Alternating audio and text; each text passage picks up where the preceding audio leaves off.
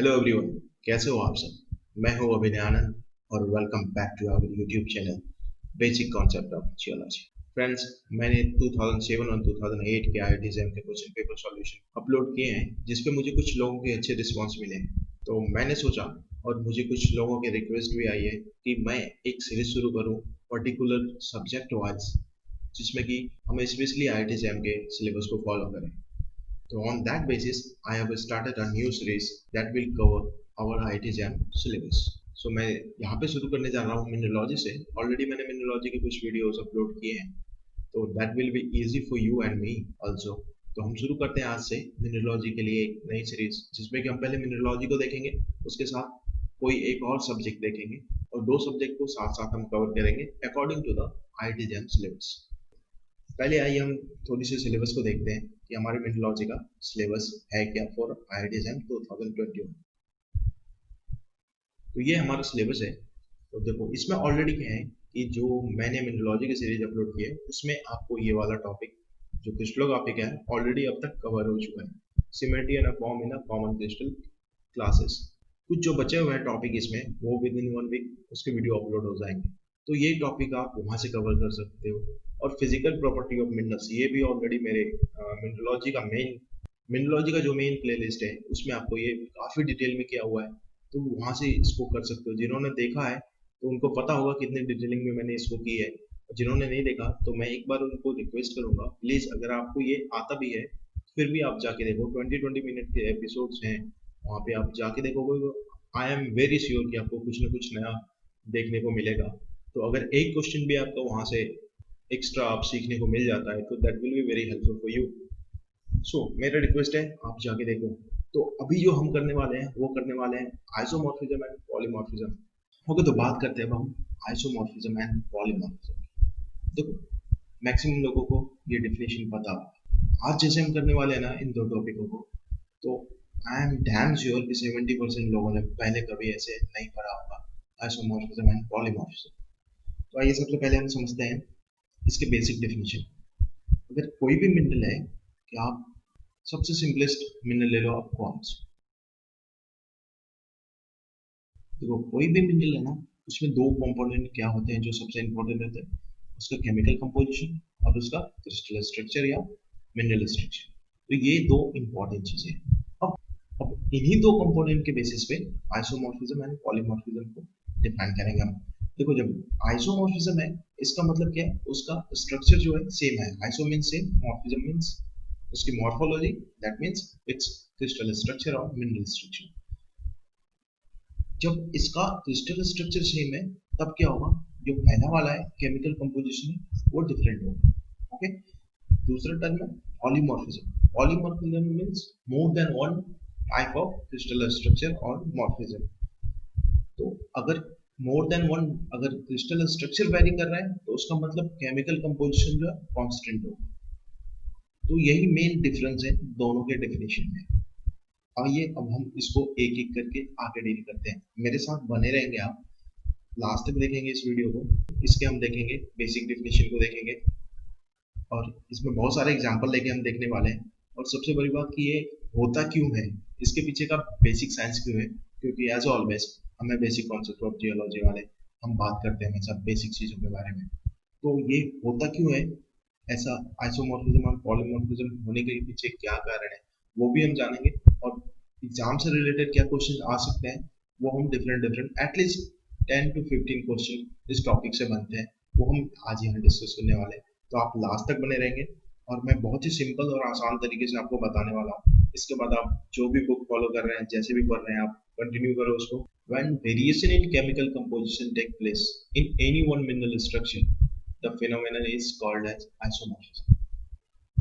And जैसे मैंने आपको बताया कि variation in chemical composition take place in any one mineral structure. One mineral structure, one is the keyword and variation in chemical composition is keyword.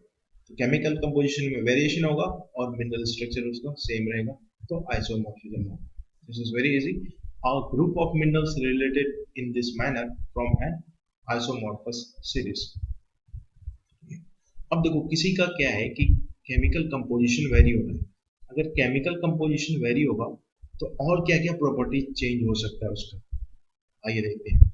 The member of an isomorphous series shown as a gradation in chemical composition, ये तो very होगा ही, crystal form very होगा उसका, specific gravity very करेगा, refractive index जो कि optical property है वो भी वेरी करेगा।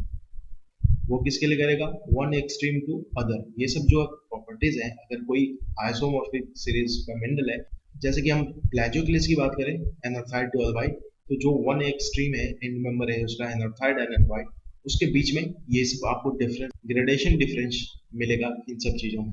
तो इसको हम समझते हैं एक बहुत ही अच्छे एग्जांपल, जो इसका बेस्ट सुटेबल एग्जांपल है आइसोमॉर्फिज्म को डिफाइन करने के लिए, दैट इज प्लाजियोक्लेस मिनरल्स। अब हम जैसे कि आपको पता है बॉबन रिएक्शन सीरीज आपने पढ़ा होगा, तो क्या होता है सबसे पहले क्या होता है, एनोथाइड क्रिस्टलाइज होता है, फिर followed by the bytownite, labradorite, andesine, oligoclase and albite. सबसे पहली बात कि आपको तो ये जो है सीक्वेंस याद होना चाहिए। तो ये सीक्वेंस होता है क्रिस्टलाइजेशन का। ओके, अब देखो इसमें इंपॉर्टेंट क्या है, एनोथाइड का क्या फॉर्मूला होता है, सी ए Al2Si2 O8। ओके, एल्बाइड का क्या होता है, NaAlSi3। अब क्या है, अब सोचने वाली बात है, एनोथाइड के बाद बाइटोनाइट बनता है, लैब्राडोराइट, और ये सीक्वेंस है। अब इसमें देखो एनोथाइड का परसेंटेज जो होता है ये सब देखो आपको पता होगा, ठीक है, फिर भी एक बार ही सुन लो, सुनने से चीजें याद रहती हैं। तो 90 टू 100% एनाथाइड होता है और एल्बाइड का परसेंटेज होता है 10%। तो सिमिलरली ये ग्रेडेशन की जो बात हो रही थी, ग्रेडेशन चेंज होता है, तो यही है ग्रेडेशन। आप देखो ये डिफरेंस जो है चेंज होते जा रहा है, 70 टू 90 हो गया, फिर 70 टू 50 टू 70, 30 टू 50, इस तरह से चेंज हो रहा है। एल्बाइड जो है उसमें एनाथाइड 0 टू 10% होता है। सिमिलरली ये उसका अपोजिट है, क्योंकि ये दोनों इन मेंबर है। अब देखो सबसे इसमें इंपॉर्टेंट क्या है कि अब देखो ये क्या है, जब ग्रेडेशन चेंज की बात हुई है तो उसका केमिकल कंपोजिशन भी चेंज हो रहा है। तो अब यहाँ सोचने वाली बात है कि सी ए को क्या है कि एन ए रिप्लेस कर रहा है। ओके, तो देखो बाकी तो ये तीनों सेम ही है, सी ए को जो है एन ए रिप्लेस कर रहा है। अब यहाँ इंपॉर्टेंट ये है, सी ए जो है वो एन ए के द्वारा ही रिप्लेस क्यों हो रहा है, कोई और मिनरल इसको क्यों रिप्लेस नहीं कर रहा। ये काफी बेसिक चीजें हैं, ये आपको पता होनी चाहिए। अगर ये सब चीजें कॉन्सेप्ट आपका क्लियर होगा ना, तो मिनरोलॉजी बहुत आसान और मजेदार सब्जेक्ट है। आपको किसी भी फॉर्मूला को याद रखने की जरूरत नहीं पड़ेगी, आपको समझ में आ जाएगा और वो ऑटोमेटिकली याद हो जाएगा। तो सबसे पहले हम देखते हैं कि ये चेंजेस कैसे होता है। रिप्लेसमेंट जो होती है, आपने सॉल्ट सब्स्टिट्यूशन पढ़ा होगा, उसमें जब हम करते हैं कपल सब्स्टिट्यूशन, तो उसमें आपने देखा होगा सबसे पहले क्या है कि जैसे कि सी ए को मैंने बोला कि एन ए रिप्लेस कर रहे हैं। ओके, तभी ये जाके क्या हो रहा है कि एनॉक्साइड से धीरे धीरे वो एल्बाइड की तरफ कन्वर्ट होता जा रहा है। आप मेरी बातों को ध्यान से सुनेंगे प्लीज, मेरी ये रिक्वेस्ट है। एक बार ही समझ जाओगे तो यही फॉर्मूला सारी जगह अप्लाई होता है। इसके लिए कुछ इंपॉर्टेंट पॉइंट होते हैं कि कोई एक एलिमेंट दूसरे एलिमेंट को कैसे रिप्लेस करना है, तो उसके लिए क्या क्या कंडीशन होनी चाहिए। पहले तो उसका साइज डिफरेंस जो होना चाहिए लेस देन 15% होना चाहिए, तो ये सब्स्टिट्यूट जो है इजिली कर देगा। अगर ये 15 टू 30% जो जिसके होते हैं वो क्या होते हैं, रेयर होते हैं। ओके, इसलिए कुछ मिनरल जो है रेयरली अकर करते हैं, रेयर होते हैं या फिर लिमिटेड होंगे। अब तीसरा क्या है इसका, दूसरा तो चार्ज हो गया, दूसरा क्या हो गया, चार्ज हो गया, चार्ज बैलेंस। तीसरा क्या होता है, temperature and pressure. Her mineral को फॉर्म होने के लिए टेम्परेचर और पर्टिकुलर टेम्परेचर और प्रेशर पे ही फॉर्म होता है। क्योंकि जो एनार्थाइड इसलिए पहले क्रिस्टलाइज होता है क्योंकि इसका क्रिस्टलाइजेशन टेम्परेचर जो होता है वो हायर होता है कंपेयर टू अल्बाइड, इसलिए पहले क्रिस्टलाइज होता है। तो दूसरा ये हो गया। और चौथा जो है अवेलेबिलिटी ऑफ आयंस। अब इस मैग्मा में अगर Na होगा ही नहीं तो वो फिर रिप्लेस ही नहीं करेगा, तो ये होना भी जरूरी है इसको रिप्लेस करने के लिए। तो ये चार पॉइंट है जो बहुत ही बेसिक पॉइंट है, तो यहाँ से हम याद रखेंगे। अब यहाँ तो चार्ज बैलेंस नहीं है, सी ए का 2 प्लस है, Na का 1 है। तो अभी आप जब फॉर्मूला को देखोगे तो इसमें क्या होता है, जब सॉल्यूशन सॉल्यूशन सीरीज किया होगा आपने, अगर आपने नहीं भी किया होगा तो बहुत आसानी से मैं आपको समझाता हूँ, आप ध्यान से देखेंगे।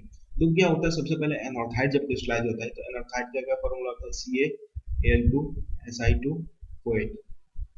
ओके, अब इसमें चार्ज क्या क्या होता है वो एक बार हम देखते हैं।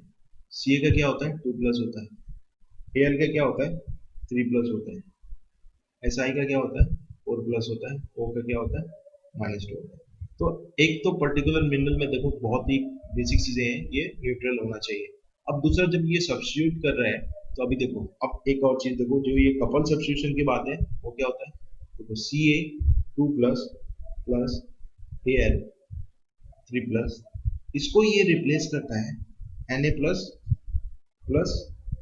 Si4 okay.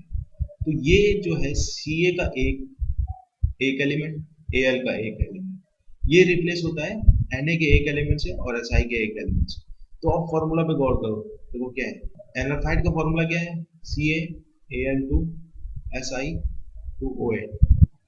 अब क्या होगा, ये इसको हलवाइड बनने के लिए क्या चाहिए, अब Ca को क्या होगा, Ca प्लस Al को, यहाँ से Ca प्लस Al, तो एक Ca आ गया, एक Al आ गया, तो बचा क्या हमारे पास, AlSi2OH, ये हमारे पास बचा। अब इसको क्या रिप्लेस कर रहा है, इसको कर रहा है Na और Si रिप्लेस कर रहा है, Na प्लस Si4, ये रिप्लेस कर रहा है यहाँ से। ओके, तो अब देखो ये क्या फॉर्मूला हो गया, AlSi2OH। तो अब देखो Si यहाँ है, तो NaAlSi3OH बन गया हमारा एल्बाइट। कितना आसान है ये, इसलिए जो है यहाँ Si3OH है और यहाँ Si2OH है। आई होप आपको काफी अच्छे से ये चीजें समझ में आ गई होगी।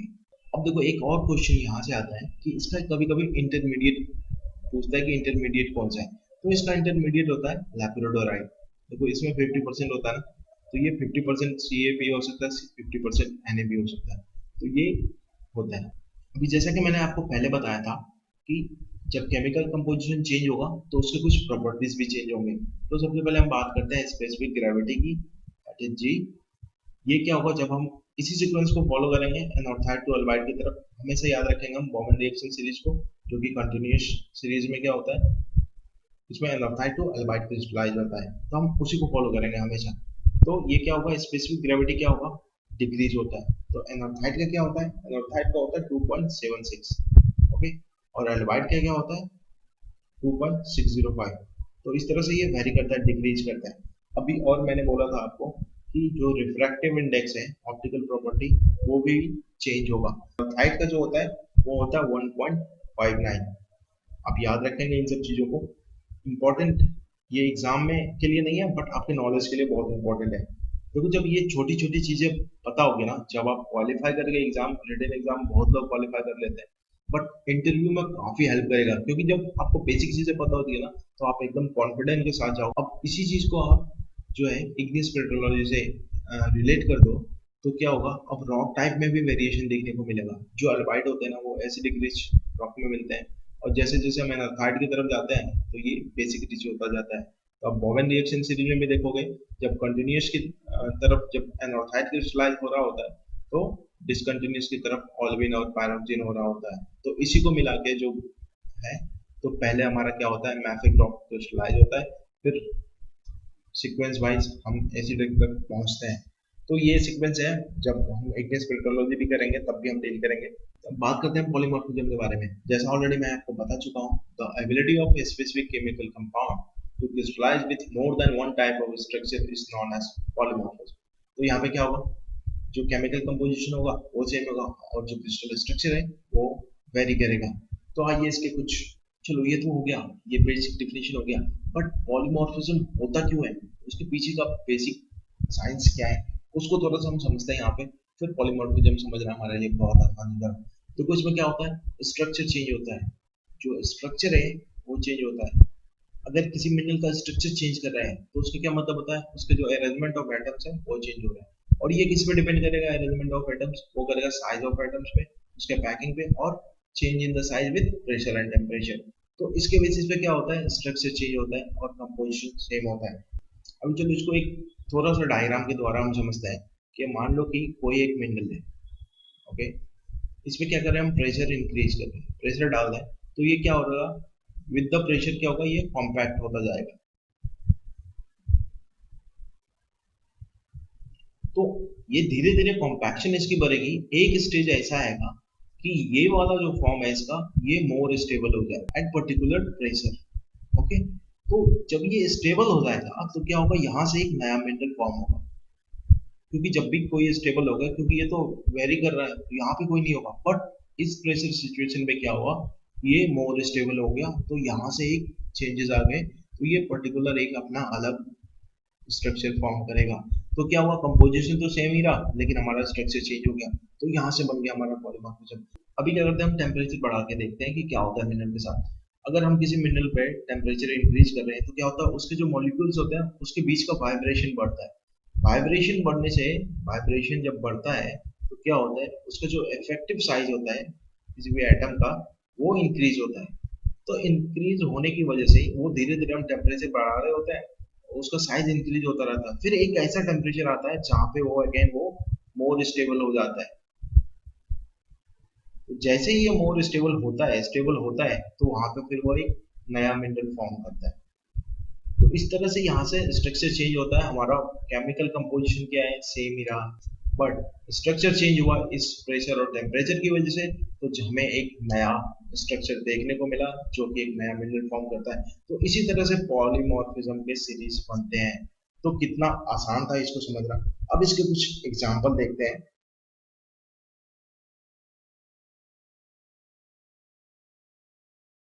जो कार्बन है, कार्बन के दो पॉलीमॉर्फ होते हैं, डायमंड एंड ग्रेफाइट। अभी ये वाला देखो टेम्परेचर है, ये प्रेशर है, तो यहाँ पे ये जो जोन है, यहाँ पे क्या है, हमारा डायमंड फॉर्मेशन होता है और इसके नीचे ग्रेफाइट होता है। तो इसमें देखोगे आप, प्रेशर जो है ज्यादा रोल प्ले कर रहा है rather than the temperature the formation of diamond. तो इसका ये पर्टिकुलर क्या प्रेशर टेम्परेचर है, 50,000 ATM is pressure and 1500 degree Celsius is temperature.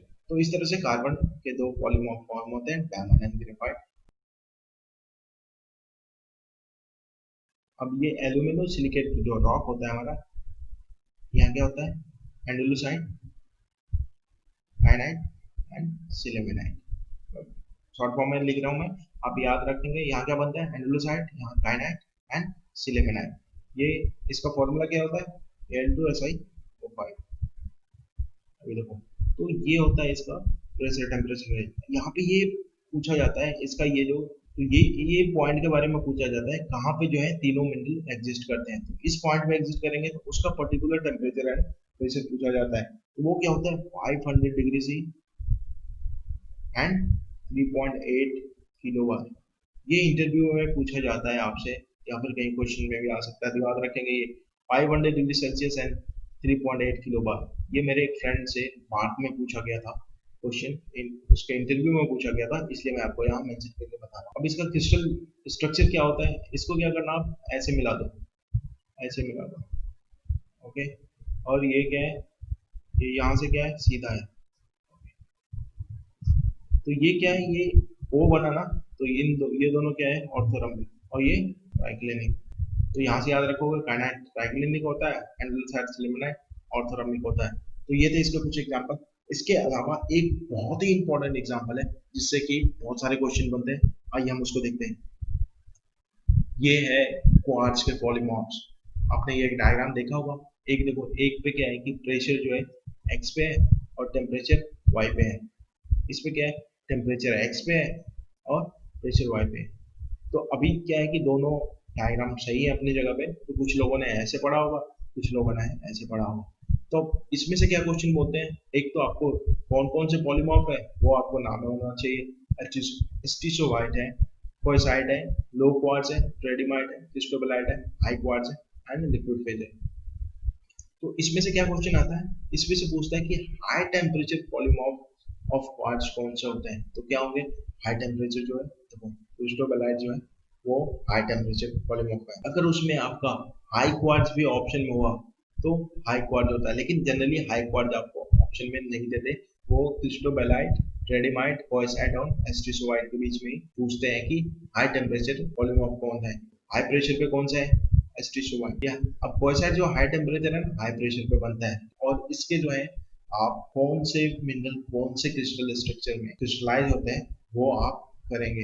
अभी एक चीज मैं आपको हिंट देता हूँ कि जैसे जैसे टेम्परेचर इनका इंक्रीज होता है ना, तो इसकी सिमेट्री भी इंक्रीज होती है। सिमेट्री मैंने आपको कुछ लोग आपको बताया सिमेट्री एलिमेंट्स क्या होता है, तो वो भी इंक्रीज होता है। तो यहाँ पे हाई टेम्परेचर वाला कौन सा है, क्रिस्टोबेलाइट है। तो ये इसमें क्रिस्टोबेलाइट जो है आइसोमेट्रिक होते हैं।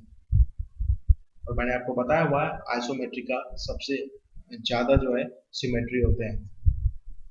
अभी देखो हम पॉलीमॉर्फिज्म को ना दो कैटेगरी में और डिवाइड किया गया है। एक तो on the basis of polymorphic forms, forms के अकॉर्डिंग डायमॉर्फिक एंड ट्राइमॉर्फिक। डाई से ही पता चलता है दो, ट्राई से तीन। तो जिस केमिकल एलिमेंट के दो फॉर्म होंगे वो डायमॉर्फिक, जिसके तीन होंगे ट्राइमॉर्फिक। तो डायमॉर्फिक के एग्जांपल है कैल्साइट एंड एरोगेनाइट। CaCO3 फॉर्मूला होता है, कैल्साइट ट्राइगोनल में क्रिस्टलाइज होता है और एरोगेनाइट जो है ऑर्थोरोम्बिक में। सिमिलरली पायराइट एंड मार्कासाइट इसका अनदर एग्जांपल है PS2 पायराइट आइसोमेट्रिक में, मार्कासाइट जो है ऑर्थोरोम्बिक में। आप इसके एग्जांपल और ये कौन से क्रिस्टल सिस्टम में क्रिस्टलाइज होते हैं ये जरूर याद रखेंगे। उसी तरह डायमॉर्फिक के एग्जांपल है, ऑलरेडी मैं आपको एल्डिहाइड काइनाइड सिलिमेनाइड बता चुका हूं। तो ये होते हैं एक एग्जांपल। दूसरा होता है रूटिल एनाल्डिहाइड and bromide, formula is TiO2। And जो टेट्रागोनल में रूटिल और एनाल्डिहाइड क्रिस्टलाइज होता है, whereas bromide is crystallise in the orthorhombic system.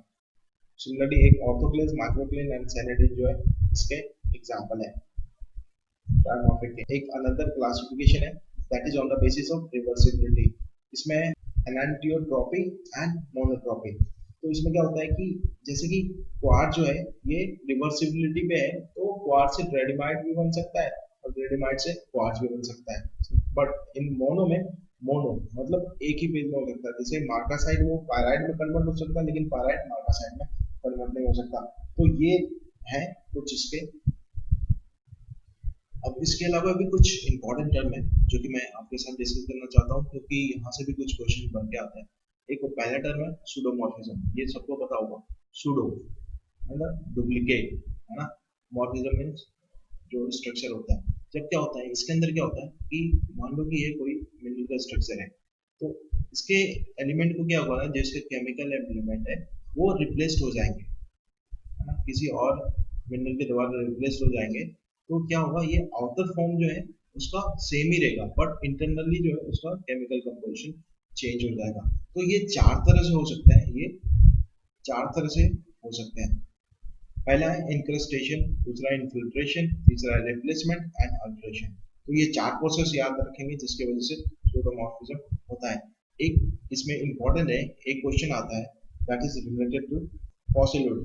ये काफी इंपॉर्टेंट है, ये एग्जाम में पूछा जाता है। ये क्या, जब फॉसिल वुड को क्या होता है, जब सिलिका से रिप्लेस होता है, जो इसका इंटरनल एलिमेंट है सिलिका से रिप्लेस होता है, तो ये फॉसिल वुड बनाता है। और ये किसके द्वारा होता है, रिप्लेसमेंट के द्वारा होता है। तो ये पूछा जाता है fossil would is the example of what, it is example of replacement. तो सूडोमॉर्फिज्म तो है, बट ये उसमें भी रिप्लेसमेंट का एग्जांपल है, तो ये पूछा जाता है। ओके, इसी तरह से और एग्जांपल है इसके, जो कि क्वार्ट्ज होते हैं, फ्लोराइड होते हैं, ये सब इसके क्वार्ट्ज एंड फ्लोराइड जो है इसके सूडोमॉर्फिज्म के एग्जांपल है। एक दूसरा टर्म है होम्योमॉर्फिज्म।